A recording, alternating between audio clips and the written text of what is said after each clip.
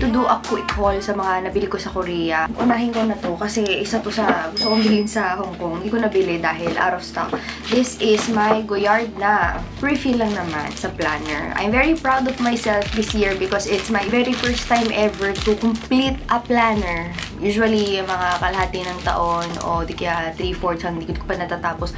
Ngayong year, OMG, natapos ko siya. So, deserve ko ng another planner and this is the Goyard refill. Ayan siya. And dito ko siya isisingit. Nandito kasi siya sa gilid. It's my Goyard na planner. I also have the Louis Vuitton planner but that one, pumunta ako ng Louis Vuitton, wala talaga. Kahit sa Hong Kong, kahit sa Korea, wala akong mabiling refill. So, ayan. Dito ko siya ipapalit. And it's the same thing na planner na ginamit ko last year because I think ganito lang talaga ang format ng planner nila. But this year, I'm going to try to make it better by using stickers. Bumili ako ng mga cutesy stickers, hindi ko nagamit. But at least natapos ko yung purpose ng planner, which is to use for planning. And sobrang laking tulong kasi ang bilis mag-backtrack ng everything. Kailan ang check-up ni tatay, kailan ang ganito ni ex, mga vaccines, yung mga dapat kong gawin. I was able to track them down because of using a planner. Kasi ako, parang ako yung tao na kailangan ko talagang isulat whether sa cellphone or di kaya ay isulat ng gamit yung pen para maalala ko siya dahil medyo may makakalimutin na talaga si Ate Ana. Ayun, meron na akong pang-refill for that and it comes with an address book that I don't usually use. Pinamimigay ko tong address book na to. Wala nang ibang laman yan. Yan lang. And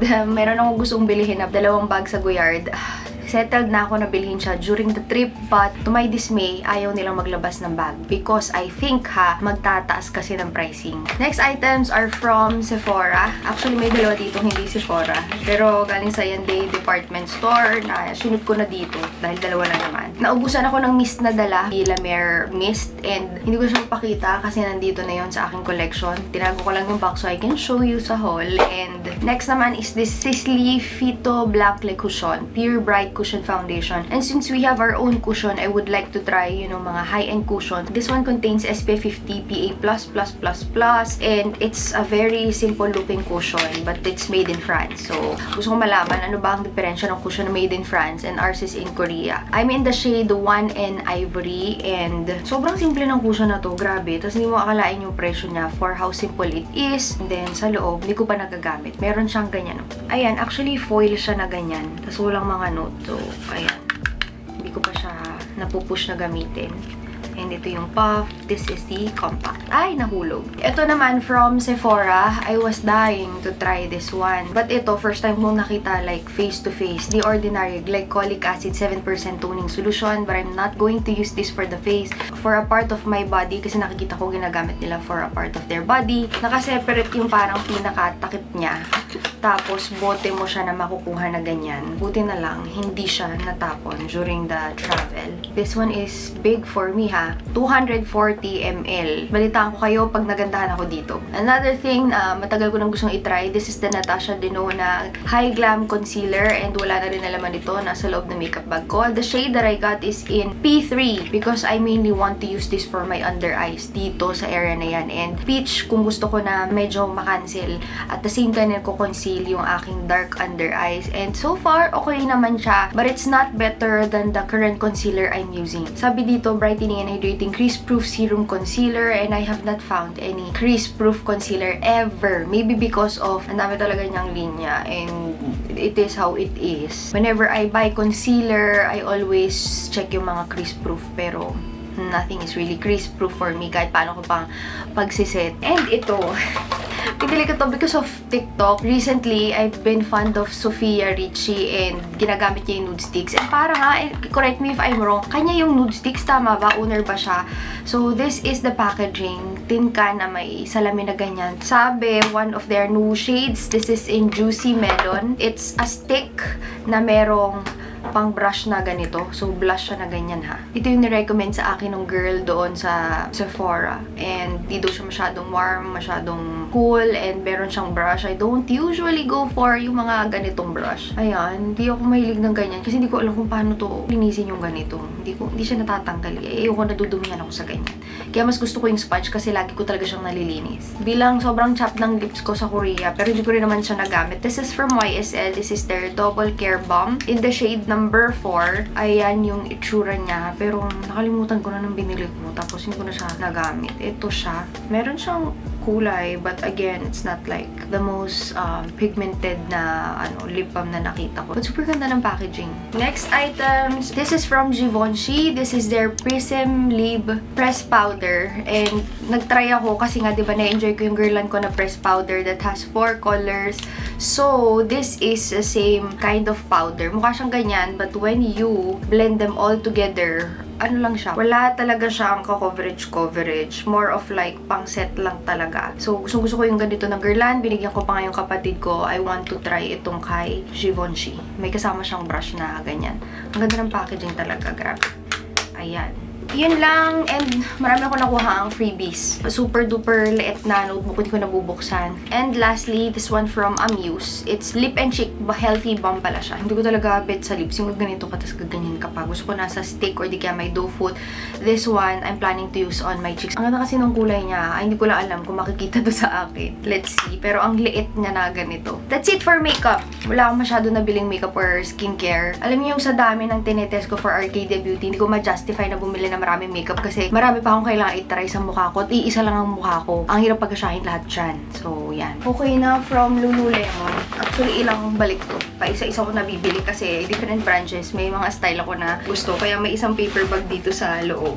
First is this very cute na belt bag ito. Same na same ng belt bag ko. It's just that it has this fleece cover and then gold accent ng belt. Pero alam niyo, napansin ko, yung mga nylon ones na ginagamit ko, the black and then the gray, 1 liter yon. But when it comes to yung mga velour, yung mga ganitong fleece, nakalagay dito sa likod, ang size niya ay 1 size. Hindi siya parang 1 liter or 2 liters. Tapos nung pinag-compare ko ito dun sa 1 liter na dalawa ko, mas malaki ng konting-konti. So I think it is in between the 1 liter and then the 2 liter size. Pero yung loob niya, same design. Then the rest are clothes. Actually, lahat ng to ay meron na ako in a different color. So this one, I have this in white. And guys ha, paiba-ibang size ko sa Lululemon. So, pakita ko sa inyo. For tanks like this, ayoko na masyadong sikip na sikip. Kasi yung saktong-sakto sa akin is size 2. Kaso, meron ako ditong, alam niyo, para mga taba dito sa gilid. And lumalabas siya. So, sakto man siya dito sa katawan na size 2, pati sa boobs. Eh, yung ito naman ay lumalabas. So, nag-size 4 ako for this next one na in black. Another one is this jacket. I already have this in 2 colors, I guess. Parang black ba and gray. It's the Define Jacket Nulu. Dito naman, sa mga jackets na ganito, my size is in US 2. Karamihan kasi sa akin ay US 2 talaga. Next, we have the shirts. Oh, ito, ibang size na naman to. This one is US 0. So, ang size ko talaga is usually US 2. Tapos, minsan, nag-US 0 ako or nag-US 4. Depende sa design. So, I have it in black and then I also got it in white na may stripes na ganyan. Hindi to crop, saktong-sakto lang ito sa akin na fitted na shirt. And super nipis nun, kaya hindi siya mainit. And this one, I still don't have this yet. So, bumili lang muna ako ng isa. Ganun ang usual na ginagawa ko. If unsure pa ako kung paano yung fit sa akin, dahil hindi nga ako nag-fit sa loob, ang ginagawa ko is, isa lang muna bibiling ko. And then the next time na magta-travel ako, alam kong nagustuhan ko yung design, bibiling ko siya in different colors. This one, pinareho ko dun sa isang tank is in the size 4 because of my kili-kili flaps. But ayan siya. Hindi siya white eh. Para siyang green. Tapos meron siyang buttons dito na hindi naman nagagamit pala. Pero wala, kahit man ibukas ko yan, wala namang nagki-cleavage. So, nakasarado kong gagamitin yan. That's it for Lululemon. So, lastly are my purchases from Celine. Baka magtaka kayo, bakit puro Celine nabili mo? Kasi ganito yun. As a mahiyain, pagpasok ko sa Cartier, meron talaga akong gustong bilhin. It's just that, yung malapit sa amin na Cartier, na madaling puntahan, ang nag-assist sa akin is lalaki. And first time kong makamit ng medyo arrogant na SA from Cartier. Usually, natatapat ako sa mababait naman talaga. And sa Korea ha, in all fairness, mababait yung mga SA doon. Ito nga lang, I do not know bakit ako sa kanya nataon. Tapos, kahit ipinupush ko ni Jeloy na on some other days, balik ka para hindi yun yung SA na mapunta sa'yo. E tuwing dadaan uli kami ng Cartier, nandun pa rin si kuya. So sabi ko, baka siya na naman yung mapunta sa akin, ayoko. Ako pa man din, I don't usually ask to fit everything na, oh kuya, ilabas mo to, ganyan, i-fit ko lahat yan. While there is nothing wrong fitting kasi hindi naman kamurahan yun. Pag nagpapalabas ako, more often than not, kinukuha ko. Basta bagay sa akin na, pag hindi ko kinuha yun at sinukat ko, ibig sabihin, hindi ko nagustuhan yung fit sa akin. I won't go into details, pero hindi ko nagustuhan yung way niya ng pananalita. Lumabas na lang ako. Wala naman ako sinabing kahit na ano. Ayong bumalik sa loob. This is in Cartier Hyundai department department store. Sabi ko pa man din, gusto ko nang kunin. Umalis ako kasi hindi ko kinaya. Anyway, dito muna tayo sa Celine. Ang pakay ko talaga dun ay ito. Yung refill ng aking pabango. So, I got 2 refills. Meron kasi ako nung parang pang travel na tin. Ako nagising na si X. Ito, papatapos na rin ako. So, I got yung refill, yung isa nandoon na. Yung La Punyu, ay, ko lang kung tama yung pagkakabigkas ko. And then, this one is in San German. Ayan, 15 ml size. Ay, grabe! Wait lang ha, sobrang lakas ko ata mag-spray nung huli. Kasi parang, di ba ako nakakalis ng Korea, nakaganito na lang siya hanggang dyan. Nagkikip ako ng ganito, kahit masulit yung mas malalaking sizes. Because I have yung malaking size sa aking collection. It's just that, ang hirap niyang dalahin sa bag. So, I always buy yung maliliit din na version that I keep in my purse whenever I go out. Tapos, ang storya dito, kung bakit ako lumabas ng may mga chocolate lang nung isang visit ko. Kasi parang mga 2 visit to guys, itong Celine na to. May nagustuhan akong bag, but then I have to return some other day to get the bag kasi kukunin nila from their other store. So, okay lang naman sa akin. Naman ako nagmamadaling mahawakan yung bag. So, binigyan niya ako ng mga tsokolate. Apaka-cute ng tsokolate, Celine na monogram. And, nagmamadali na yan kasi gising na si X. This is a Celine na hair clip. Sinabi ko na sa inyo kung ano laman kasi super liit na ganyan. Ayan.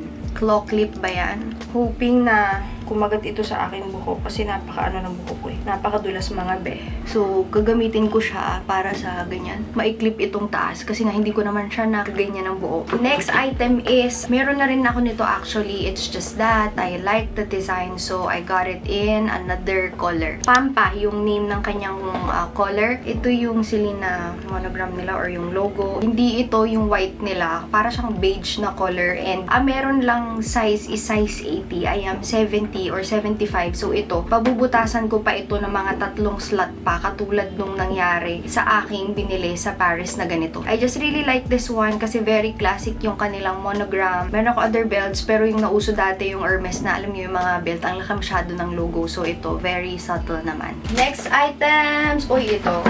Ito din, matagal ko na siyang gusto. It's just that hindi ko alam kung bagay sa akin o hindi. Kaya, hindi ko siya kinukuha agad. Pero nagulat ako kasi ang ganda ng bag na kasama niya. So, may kasama siyang wipe. So, probably alam nyo na kung ano ito. Celine Triumph Metal 01. Naku, walang pangalan. Yun lang ang nakalagay. Ano pa nga ba? Kung di, ano lang kakasya dito? Sunglasses. And it's very, very chic. It's just that nasukat ko na ata ito before sa Paris. Kaso, ang kinuha ko is yung isa. Yung parang bilog na ganyan na color black yung frame. Tapos may Celine Triumph na logo sa gilid na ganito. Kaso, nawala ko yun guys. Kaya, bumili ako ng another sunglasses. Ang nagustuhan ko rito, other than yung parang pagka-vintage ng itsura niya is how light the sunglasses are. So, medyo ganyan siyang sinusuot. Ganyan. Hindi ko alam kung mukha akong ewan, but ayan siya. Sabi ni Jeloy, okay naman siya, especially sa buhok mo ngayon. So, I got it in the gold hardware kasi meron na nitong silver hardware. But it's very, very light and may nose pads ito so hindi siya bumabagsak sa ilong ko.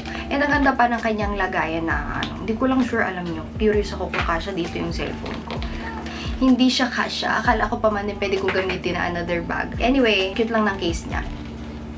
Ayan siya. Sling siya na ganyan. Should you want to, you know, wear it? So, other than that, we have, ito na pala yung isang bag. So, this is a bag and ito din, actually guys, yung design niya, meron na ako, but I ordered this in another size. Sobrang cute nito. Hindi ko na iniisip kung anong ilalagay ko sa loob. I have this in the teen size. So, alam niyo na kung ano din to. This is, charan! Sobrang cute talaga. Celine Triumph mini bag. Tapos, meron siyang ano dito. Yung pinaka-straps. Super cute talaga. Kaso nga lang, masyadong mahaba to sa akin. So, medyo paparaan na natin. Nakita ko kasi to sa airport. Naghihila si ate ng cabin bag niya. Tapos, nakasuot siya ng sobrang ganito. Alam mo yung mga ganitong bag, hindi naman na talaga to for the bag purpose. It's like an accessory already. And cards lang ang kasya dito or lip tint, pabango, ganyan. Pero this is in the color green clay. Ang ganda rin pala nito. Green siya, pero hindi siya like sobrang bright na green. Alam nyo guys, sa camera, mukha nga siyang green. But this is like a sage green color ba? Parang ganyan. Sobrang cute talaga guys.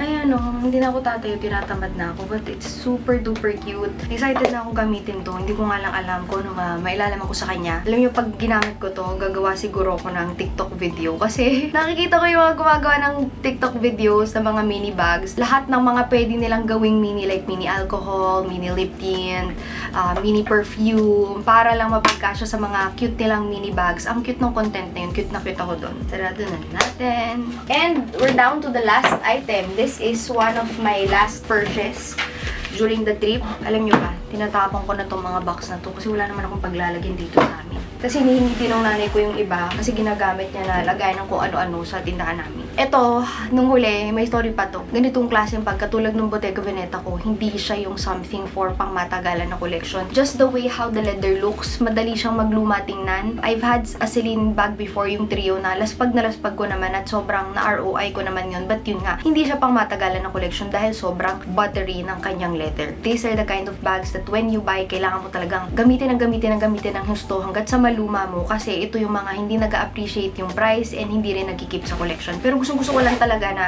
kunin just because of yung kanyang itsura niya. Sobrang ganda. Lately kasi ako ay laging naka-maxi dress, especially if magsusundo kay Alexi dahil ang bilis lang guys, alam niyo yun, susuotin nyo lang and then that's it. And this is something that I see na gagamitin ko pagka mga ganong klase ng lakad.